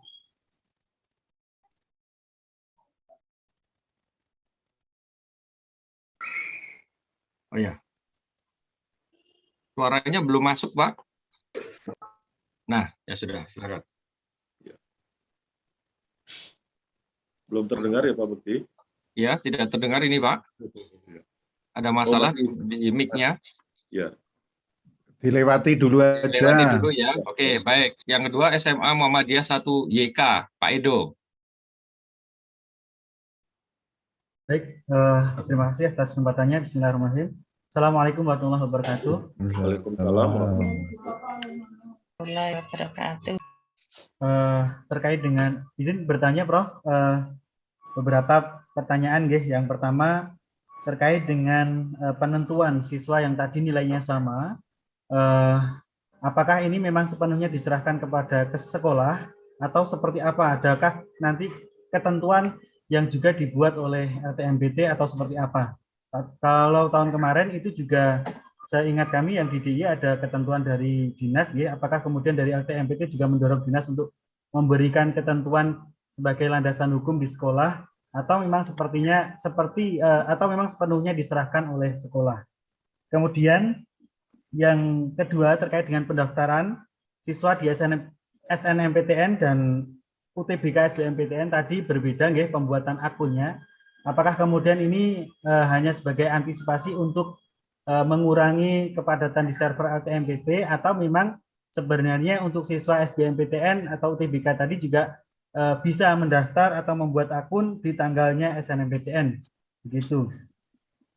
Kemudian tadi disampaikan pengumuman kuota itu disampaikan pada tanggal 28 Desember, sedang untuk pendaftaran PDSS itu tanggal 4 Januari. Nah, apakah kemudian pengumuman ini didasarkan pada data yang sudah dilakukan oleh LTMPT verbal dengan di Pusdatin, atau kami nanti akan mengisi dulu mungkin terkait dengan jumlah siswa dan lain sebagainya, akreditasi itu baru muncul datanya. Kalau dilihat tanggalnya ini sepertinya memang sudah dilakukan terlebih dahulu oleh panitia LTMPT, nggih, kemudian baru disampaikan ke kami. Mungkin itu, Pak. Terima kasih. Kesempatan kepada Bapak Ibu yang lain.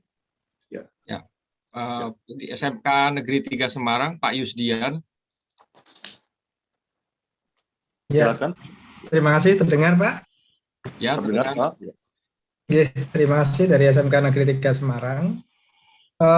Begini Pak, kami mengusulkan saja dari sistem agar tidak terjadi di tiap tahunnya, bahwa kemungkinan besar akan ada beberapa dari sekolah entah dari mana itu akan lupa melakukan finalisasi.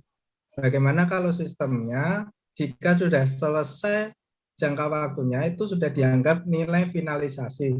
Begitu Pak usulan dari kami, Pak. Baik, terima kasih.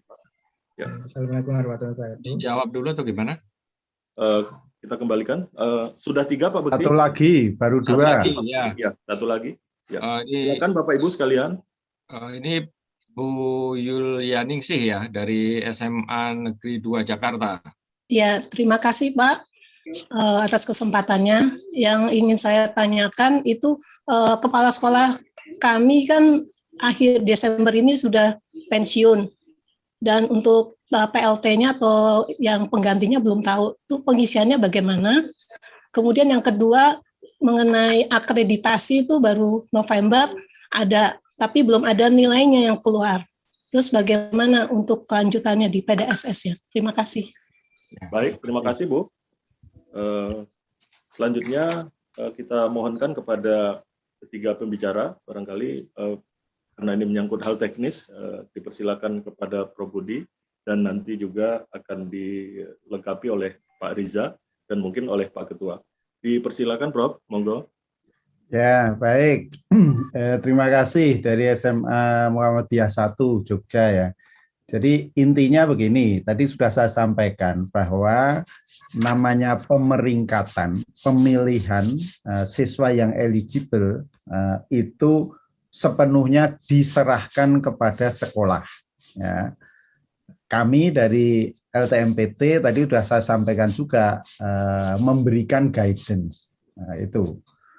Kalau ada yang sama dan sebagainya, itu silahkan saja. Kalau misalkan dinas provinsi kok membantu sekolah-sekolah yang di provinsi yang sama untuk membuat aturan kalau itu sama nilainya seperti apa, itu monggo saja, silahkan, itu lebih bagus. Kami dari LTMPT 100% percaya kepada sekolah yang diisikan data itu dan itu tanggung jawab sekolah. Ya. Jadi intinya di situ, karena kami LTMPT tidak akan merubah apapun, satu karakter pun tidak akan merubah itu. Ya. Jadi itu silakan Mas, kita LTMPT sudah guidance-nya di situ saja, nggak perlu yang lain. Ya. Kalau ada dinas provinsi memberikan atau sekolah menentukan, itu monggo silahkan. Ya. Oke, kemudian saya jelaskan sekali lagi untuk adik-adik yang kelas 12, baik yang eligible mendaftar SNMPTN maupun yang tidak eligible, itu bisa membuat akun seperti jadwal yang SNMPTN. Ya.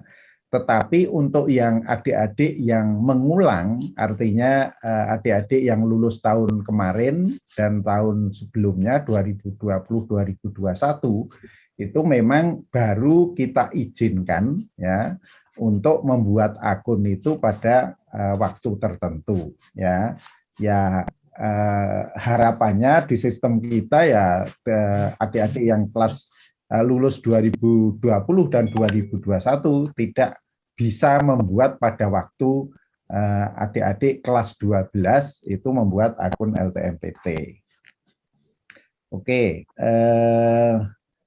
itu saya kira. Kemudian dari SMK Semarang, ya itu sebetulnya kadang-kadang buat kebijakan yang seperti itu kita LTMPT ya sudah kita lakukan finalisasi otomatis, tapi itu nggak mendidik karena sekali lagi yang namanya finalisasi itu mengandung tanggung jawab dari sekolah. Sehingga kalau yang melakukan finalisasi itu adalah LTMPT, itu nanti kalau ada tuntutan ada apa, LTMPT bisa kena. Itu. Sehingga kami mohon dengan sangat finalisasi dilakukan oleh sekolah. Hanya memfinalisasi saja kok lupa. Kalau seperti itu kan berarti nggak layak masuk ke perguruan tinggi yang bagus. Jadi kami mohon sekali lagi kita nggak bisa lah untuk ya sudah sampai di situ nanti yang memfinalkan panitia saja. Nanti tanggung jawabnya akan bergeser ke panitia kalau begitu. Oke, jadi sekali lagi kami mohon dengan sangat setiap sekolah harus melakukan finalisasi. Kita tidak bisa akomodir usulan dari SMK 3 Semarang. Kemudian dari SMA 2 Jakarta, jadi begini, kalau kaitannya dengan kepala sekolah pensiun dan sebagainya, itu urusannya dengan Puslapdik, Dapodik. Jadi kami itu mengamankan kebijakan Mas Menteri, Pak Menteri, bahwa namanya data itu pendidikan itu harus terintegrasi secara vertikal, sehingga data-data yang ada di SLTA yang di sini melalui Dapodik, Emis Kemenak, kemudian Pusdatin, itulah data yang diambil oleh LTMPT. Walaupun sekali lagi sebetulnya permasalahan yang ada di LTMPT ini untuk melayani masyarakat, pendaftaran, pembuatan akun itu hampir 70% itu permasalahannya sebetulnya bukan di LTMPT karena kita hanya mengambil data dari Pusdatin. Sehingga di Pusdatinlah sebetulnya Bapak Ibu itu harus datanya sudah benar, termasuk Pusdatin ini juga mengambil data dari Ban SM. Jadi saya malah jadi heran ini SMA 2 Jakarta kok bisa-bisanya tidak paham bahwa akreditasi sekolah itu sebetulnya sudah difinalkan di tanggal 26-27 November kemarin oleh Ban SM. Jadi kami ini hari-hari ini itu akan menerima data dari Pusdatin baik itu akreditasi sekolah maupun jumlah siswa per jurusan dari 56.000 sekolah di Indonesia. Jadi sudah final, Bu. Ya, sudah final, termasuk kan kebijakannya mestinya Ibu juga tahu bahwa kalau yang perpanjangan itu artinya sudah habis per bulan November, itu ada perpanjangan dan sebagainya, itu kebijakan di Ban SM mestinya diketahui oleh seluruh sekolah. Tapi intinya kami, saya kira tidak ada masalah, kami sudah mendapatkan data dari Pusdatin dari Ban SM, jadi gabungan dari jumlah siswa per jurusan dan akreditasi sekolah yang itu akan kita launching untuk kuota SNMPTN setiap SLTA di Indonesia itu di tanggal 28 Desember. Saya kira itu Pak Bisru yang bisa saya jawab dari pertanyaan teman-teman. Terima kasih. Baik, terima kasih Prof. Mungkin ada tambahan dari Pak Riza atau Pak Ketua? Ya. Baik, saya menambahkan sedikit terkait dengan kuota yang akan disampaikan di tanggal 28 nanti. Itu Silakan. memang benar, kuota yang kami informasikan itu berdasarkan data yang kami peroleh dari Pusdatin, ya, dari Dapodik. Ya. Jadi nanti Bapak Ibu bisa melihat melalui websitenya LTMPT untuk melihat kuota itu. Nah, kalau memang angka yang ada di sana masih belum benar, nanti silakan Bapak Ibu untuk mengupdate datanya di Pusdatin atau di Dapodik, ya. Seperti itu. Terima kasih. Baik, terima kasih Pak Riza. Mungkin Pak Ketua? Ya, baik, terima kasih. Bapak Ibu sekalian, sebagai informasi untuk kita semua, bahwasanya pelaksanaan kegiatan kita sosialisasi pagi hari ini, sampai dengan pukul 9.45 tadi, itu sudah ditonton melalui akun YouTube sebanyak 7.029 peserta atau penonton. Kemudian juga kita mendapat like itu sebanyak 1.400. Kira-kira demikian. Pak Bekti, masih cukup waktu kita untuk ada kedua. Pak Hamrin Karim dari SMA Negeri 6 Samarinda, silakan. Silakan, Bapak. Pak Karim. Ya, terima kasih Bapak. Bismillahirrahmanirrahim. Baik, izin bertanya Bapak. Ada ada beberapa pertanyaan yang ingin saya ajukan. Pertama adalah terkait proses upload file dengan format CSV. Nah, karena pengalaman saya kemarin di komputer saya tidak automatically CSV-nya tersetting. Ternyata setelah saya menginput manual tiap siswa, baru saya temukan tutorial tentang settingan yang harus dilakukan agar format CSV-nya bisa berbentuk table. Nah, itu mungkin kalau bisa nanti ditambahkan di informasi di website LTMPT, sehingga nanti teman-teman yang mungkin di tahun kemarin menginput template nilainya secara manual bisa lebih mudah, karena selama ini saya selalu pakai template. Nah, itu yang pertama. Yang kedua tentang menu pembatalan. Jadi ini tahun yang kemarin itu menu pembatalan baru muncul di akhir-akhir pengisian PDSS. Jadi kami perlu sekali menu pembatalan tersebut bisa muncul di awal, sehingga saat kami temukan kesalahan bisa segera diperbaiki. Nah, sebagai tindak lanjutnya adalah tentang di akun siswa.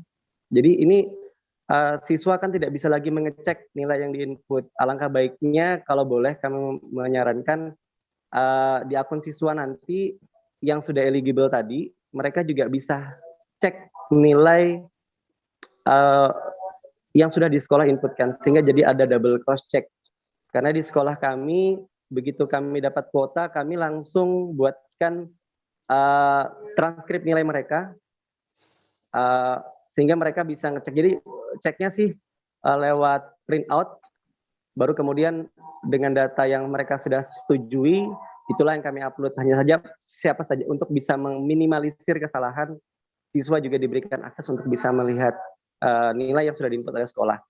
Yang terakhir Bapak, tentang saya menyampaikan beberapa keluhan dari teman-teman kami yang di SMK, di mana mereka cukup kesulitan terkait tentang beberapa jurusan yang harus dikonversikan, harus masuk ke beberapa jurusan, sehingga ada beberapa mata pelajaran yang ditempuh oleh siswa selama 3 tahun tidak bisa diinput. Karena sebelum ini kan pernah itu SMK mereka bisa menginput setiap mapel yang mereka telah tempuh selama 3 tahun. Kalau bisa itu bisa kembali lagi. Ya. Saya Baik, kira itu saja Bapak. Terima kasih. Mohon maaf. Saya kira assalamualaikum warahmatullahi wabarakatuh. Ternyata lebih 4, jadi ada bonus 1 ya Pak. Iya Ya. Bapak. Ya. Berikutnya silakan Bapak Ibu sekalian. Masih ada Pak Bukti? Ya, silakan Pak dari SMA 1 Magelang. Baik, silakan Pak. Silakan, Pak. Baik, terima kasih Bapak. Suara bisa terdengar? Ya, terdengar Pak. Pak. Oke, Assalamualaikum warahmatullahi wabarakatuh. Waalaikumsalam warahmatullahi wabarakatuh. Begini Bapak, untuk pertanyaan pertama sebetulnya hampir sama dengan SMA 2 Jakarta, bahwa hari ini tadi sekolah kami baru menerima perpanjangan akreditasi, tetapi akreditasi itu artinya tidak dilaksanakan selama pandemi ini, langsung hanya diberikan perpanjangan. Nah, berarti di data akun sekolah itu nanti yang diupload adalah yang perpanjangan itu atau yang lama, Pak. Kalau yang perpanjangan itu ya kami juga sudah siap. Terus yang kedua, Bapak, bahwa ini untuk menutup kemungkinan apabila ada kesalahan data siswa, berarti kita harus memberikan perubahan lewat Pusdatin, ya, lewat aparatur dapodik. Hanya yang kami inginkan di LTMPT, mohon untuk diberikan informasi untuk sinkronisasi dilakukan itu berapa hari sekali atau berapa jam sekali, sehingga kami nanti tidak terlalu lama menunggu, karena kasus yang tahun-tahun kemarin kalau sinkronisasi itu tidak sekaligus jadi misalkan hari ini tidak semuanya siswa tercover sesuai dengan daya tampung yang ada. Jadi secara bertahap banget, sehingga kami harus menunggu membuka gitu, seperti itu Bapak. Jadi kalau ada informasinya 24 jam sekali, nah itu 20, terima kasih. Itu, Pak. Baik, terima kasih Pak. Mungkin satu penanya lagi Pak Bekti. Dari Bu Siti Aminah, SMA Negeri 2 Cikarang. Silakan Bu. Belum di-unmute, Bu. Halo Bu, belum di-unmute. Oh ya, Ya, sudah terdengar Pak? Silakan Bu. Ya, sudah. Ya.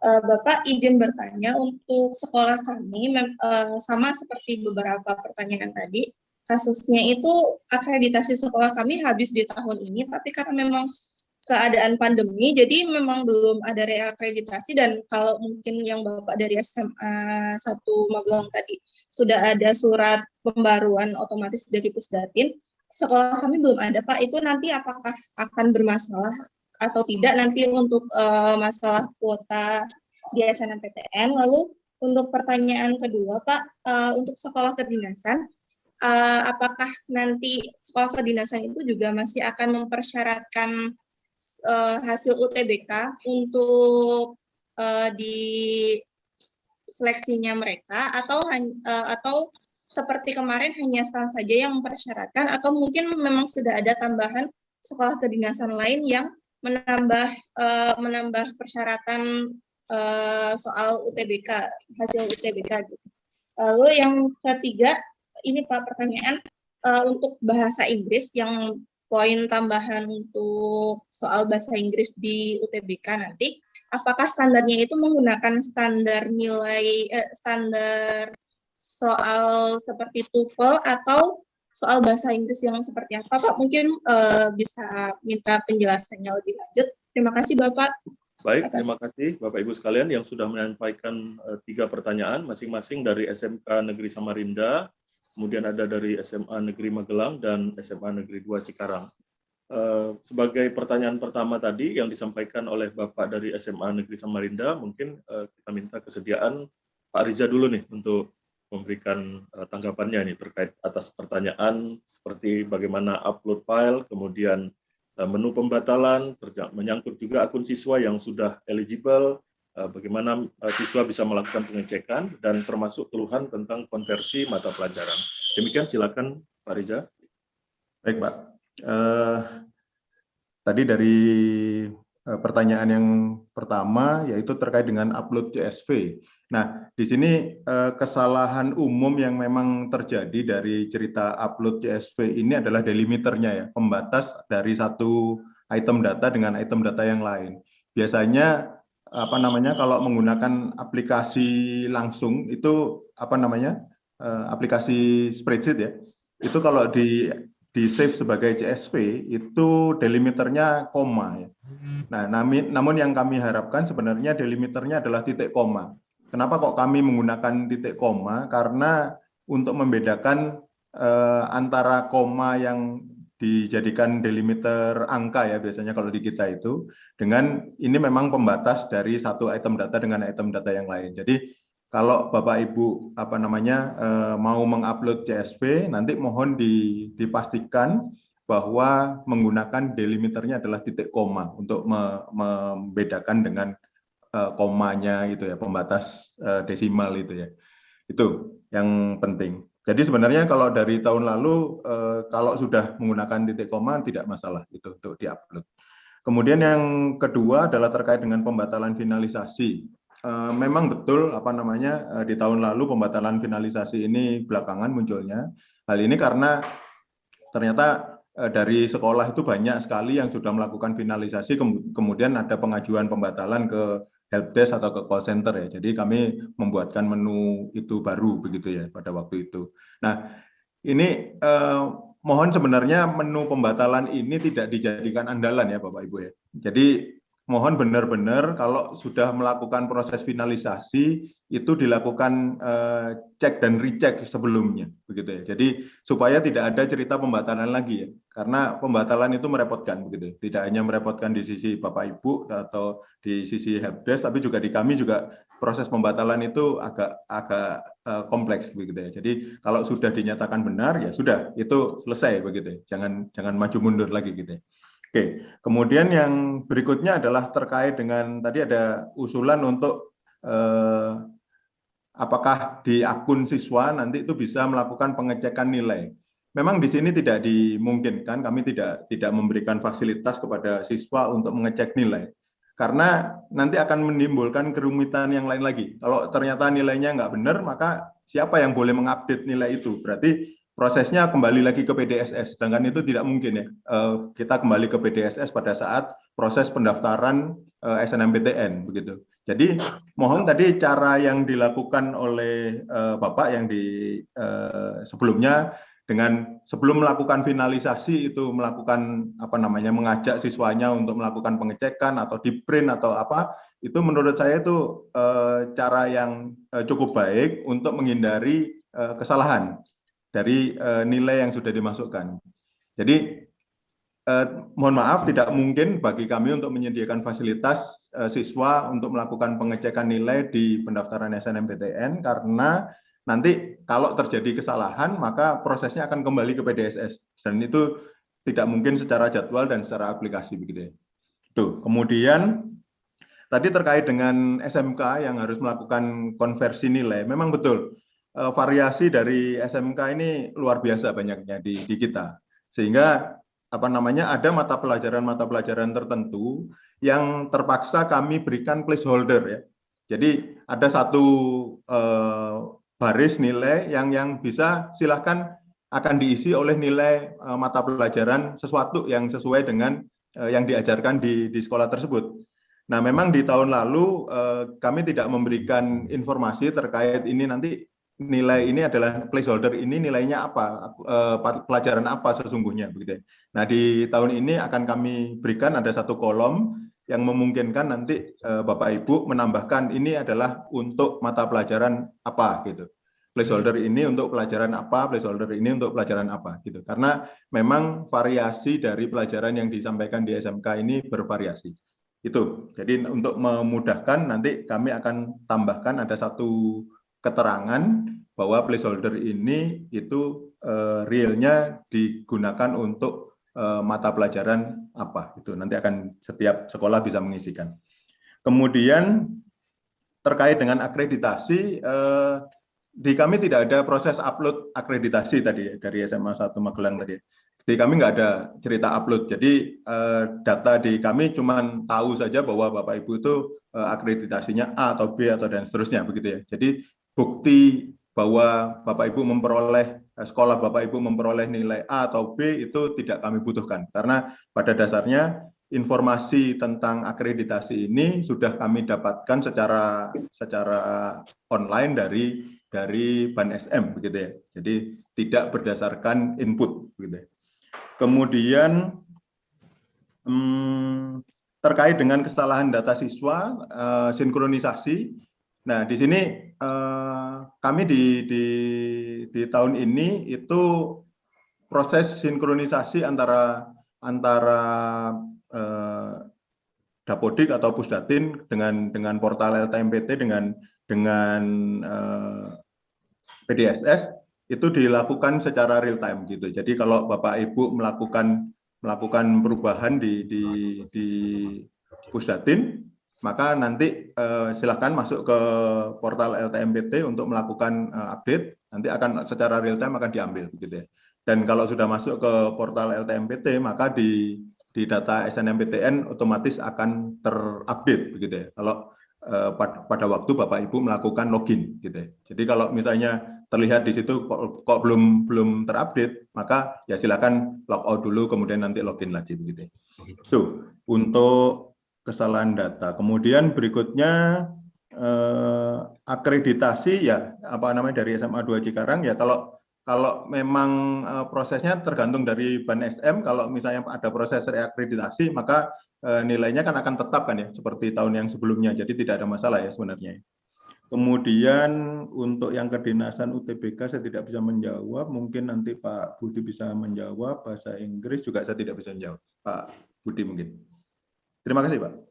Baik, terima kasih Pak Riza. Mungkin ada tambahan dari Prof. Budi atas beberapa pertanyaan yang sudah disampaikan tadi. Silakan ya. Prof. Baik Pak Bisru, terima kasih. Terima kasih sudah sebagian besar sudah dijawab Mas Riza. Jadi mohon Bapak Ibu guru BK paham juga kebijakan-kebijakan yang terpaksa harus diambil oleh LTMPT. Ya, kami sudah berusaha semaksimal mungkin memfasilitasi, memberi kemudahan kepada sekolah-sekolah dan siswa. Prinsipnya itu, Bapak Ibu ingat 2 tahun sebelumnya dan saya kira pengisian PDSS itu masih harus semua siswa dimasukkan dan sebagainya. Itu sudah repotnya setengah mati kan gitu. Kemudian termasuk kita itu mengapa tidak menutup ada verifikasi oleh siswa. Itu kalau kita buka ramenya juga luar biasa. Tidak repot hanya di kita tapi di Bapak Ibu semua juga. Bayangkan sekarang misalkan ada siswa yang tanda petik gitu ya, tanda petik ingin main-main saja, ada satu nilai yang itu dianggap tidak benar dan sebagainya, itu sudah jadi masalah besar gitu ya. Sehingga sekali lagi kami mempercayakan 100% kepada sekolah, tapi sekolah bertanggung jawab, jangan menghindar. Ya, tadi kan kayak misalkan siswa boleh verifikasi dan sebagainya itu kan menghindar dari tanggung jawab, kan itu. Harusnya tadi sudah disampaikan oleh Mas Riza. Ya kalau perlu itu nonton bareng dengan siswanya, dengan orang tua wali, memilih bareng ya siapa yang ini eligible dan sebagainya. Kemudian baru di CSV kan, kemudian diupload. Nah, itu clear. Nah, saya kira akan sangat mudah dan tidak ada di tengah jalan harus koreksi, salah dan sebagainya. Kalau sudah final ya final. Nah, itulah yang kita ambil. Makanya tolong Bapak Ibu hati-hati, kira-kira seperti itu. Kami juga sekali lagi hanya menerima saja, tidak akan merubah satu karakter pun apa yang dilakukan oleh Ibu Bapak sekalian. Kemudian kaitannya dengan akreditasi, sekali lagi sudah saya sampaikan tadi termasuk yang dari Magelang ya, dan sudah dijawab Mas Riza, intinya itu kalau orang namanya diperpanjang, itu kan berarti karena ada sesuatu ya, karena entah COVID atau apa, statusnya itu kan masih sama persis dengan sebelumnya, kan itu. Dan itu saya kira juga yang akan dikirim oleh Ban SM ke Pusdatin untuk penghitungan akreditasi, sehingga saya kira Bapak Ibu nggak usah khawatir. Jadi kalau mati kemudian diperpanjang berarti perhitungannya itu sama dengan akreditasi sebelumnya. Jadi tidak perlu khawatir ya teman-teman semua, dan tadi sudah disampaikan Pak Riza tidak membutuhkan upload ya, pokoknya kita sudah ngambil data matengnya itu dari Pusdatin, jadi nanti itu makanya saran kami tolong mulai dari sekolah Dapodik, sekolah yang mengisikan data itu dilakukan dengan benar. Kalau benar kan sudah selesai, tidak akan koreksi-koreksi dan sebagainya kan itu. Jadi ketelitian dari Bapak Ibu, guru BK dan IT itu saya kira jadi penting. Yang belum terjawab kedinasan ya. Kedinasan itu intinya kalau yang sudah formal tahun lalu dan akan dilanjutkan di 2022 itu adalah kedinasan dari Kementerian Keuangan, STAN, itu mensyaratkan harus memiliki nilai UTBK. Kalau yang lain itu sebetulnya menggunakan tapi tidak host to host dengan kita, tidak di depan di state mensyaratkan, tapi mereka menanyakan apakah mendaftar UTBK, kemudian diminta upload sertifikatnya, kira-kira seperti itu.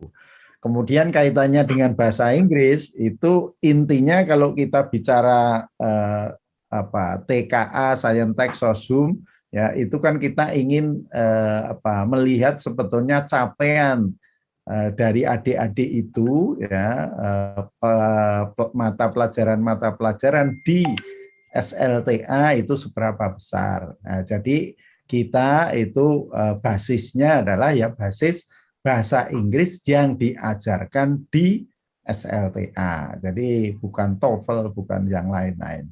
Kalau TOEFL nanti kan harus ada listening dan sebagainya, padahal kita tidak ada itu. Baik, saya kira itu Pak Bisru, Pak Mas Riza, ini ada satu yang belum terjawab ya.